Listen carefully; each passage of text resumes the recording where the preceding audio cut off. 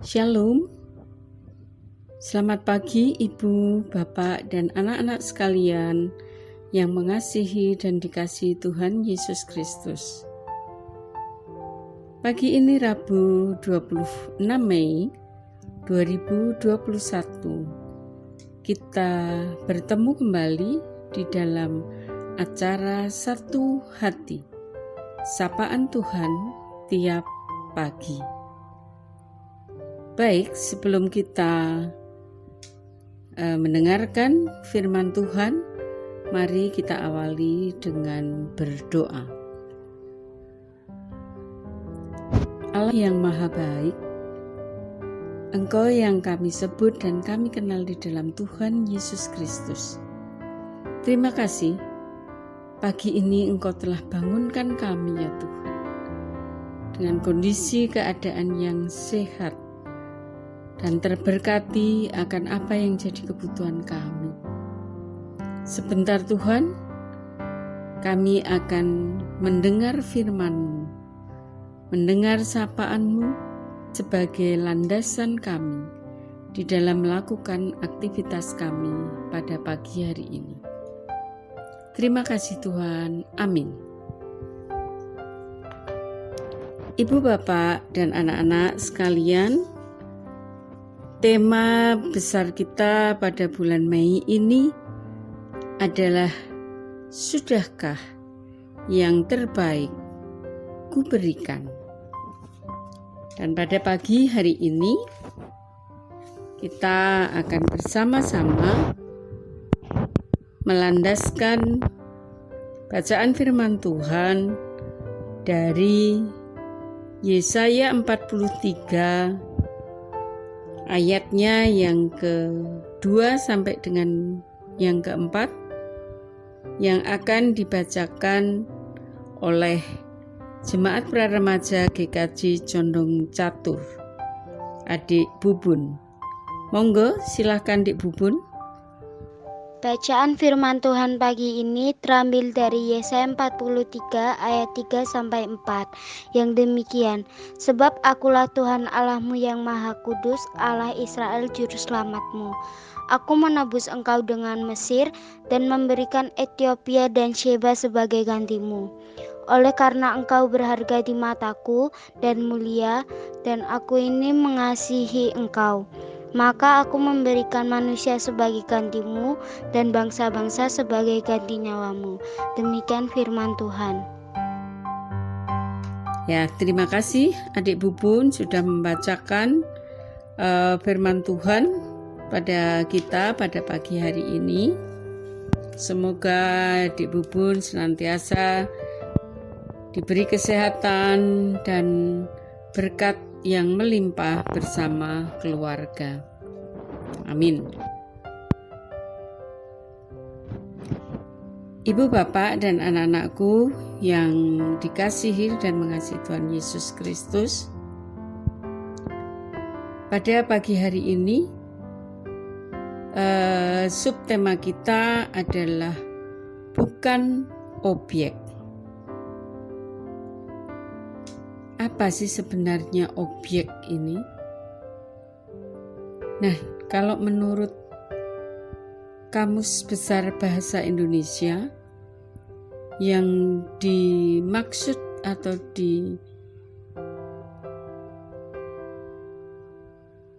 dimaksud dengan objek itu adalah hal atau benda atau sesuatu yang dijadikan sasaran. Jadi, kalau objek ini biasanya bersifat pasif. Karena objek ya yang dijadikan sasaran itu bersifat pasif. Beda dengan subjek. Kalau subjek itu bersifat pasif, biasanya subjek itu bersifat aktif, biasanya ada aktivitas yang dikerjakan. Nah, seringkali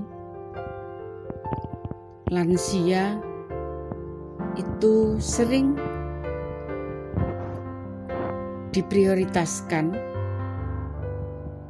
atau sering juga dilihat sebelah mata karena dianggap sudah tidak produktif dan tinggal memiliki sedikit kekuatan.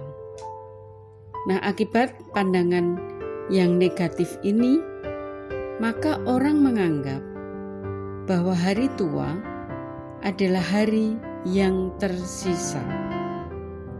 Lansia ini menjadi objek untuk dibelas kasihani atau objek kemarahan.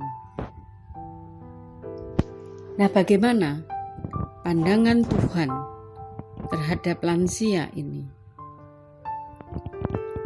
Pandangan Tuhan terhadap lansia ini bukanlah sebagai objek, tetapi lansia itu sebagai aset atau kekayaan, sehingga sampai mati pun masih berharga di mata Tuhan karena imannya, seperti dalam Mazmur 116 ayat yang ke-15. Kalau kita melihat kehidupan di luar negeri, ini menomorsatukan atau memprioritaskan lansia, ini memang bukan sebagai objek tetapi sebagai aset. Sesuatu yang berharga yang dimiliki oleh negara itu. Karena lansia, orang-orang yang sudah sepuh, ini negara bisa menjadi kuat. Sehingga pada para lansia di sana itu diberi prioritas, tempat khusus, bukan dipandang sebelah mata, tetapi diberi tempat khusus supaya mereka nyaman dalam berjalan, dalam mengendarai kendaraan. Itu ada tempat khusus untuk lansia. Kemudian di tempat-tempat yang seperti kereta api atau bis, itu diberi tempat khusus untuk lansia. Mereka sangat menghormati dan memprioritaskan lansia karena mereka menganggap bahwa lansia adalah aset yang dimiliki oleh negara itu. Nah, bagaimana kita memandang lansia sebagai aset yang tetap berharga dan memiliki nilai?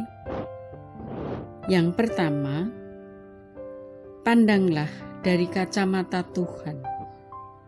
Tidak ada orang yang menciptakan sesuatu lalu menilai ciptaannya itu sebagai produk yang paling buruk.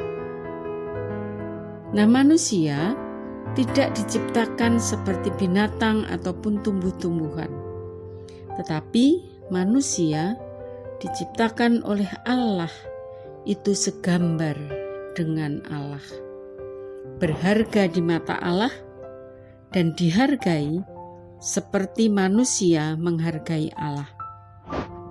Yang kedua, di hadapan Tuhan, manusia adalah aset.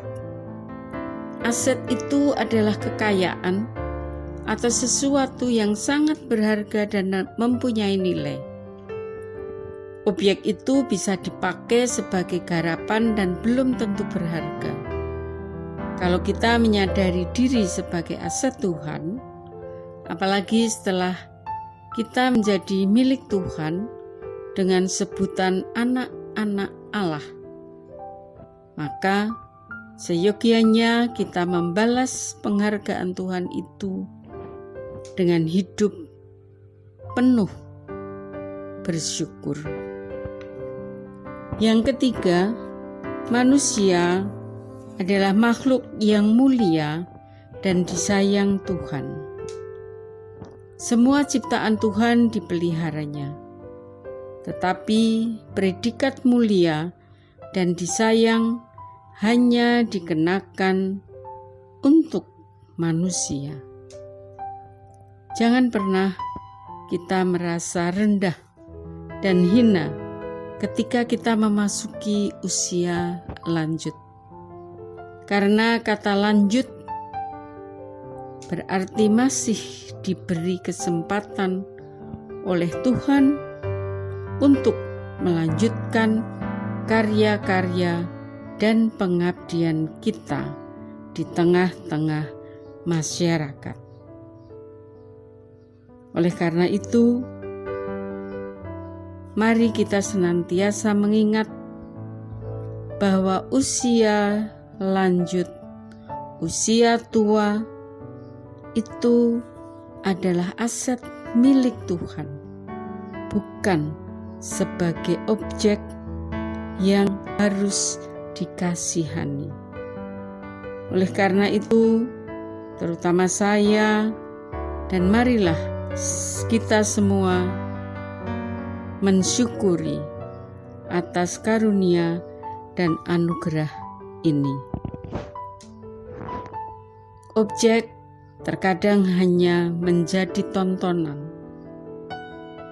sedangkan aset adalah kekayaan yang mempunyai nilai plus dan nilai yang tinggi. Amin. Mari kita kembali satu di dalam doa. Tuhan Yesus, terima kasih. Engkau sudah boleh menegur kami, menyapa kami melalui sapaan pada pagi hari ini. Bahwa kami, Tuhan ajarkan untuk menghargai, memprioritaskan lansia sebagai aset kepunyaan Tuhan.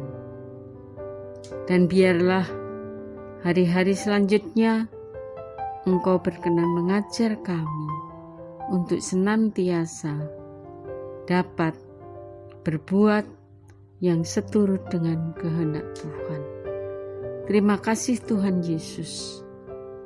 Kalau hari ini kami akan melakukan aktivitas kami ingin mempercayakan di dalam kasih dan penyertaan Tuhan Yesus Kristus. Terima kasih Tuhan. Amin.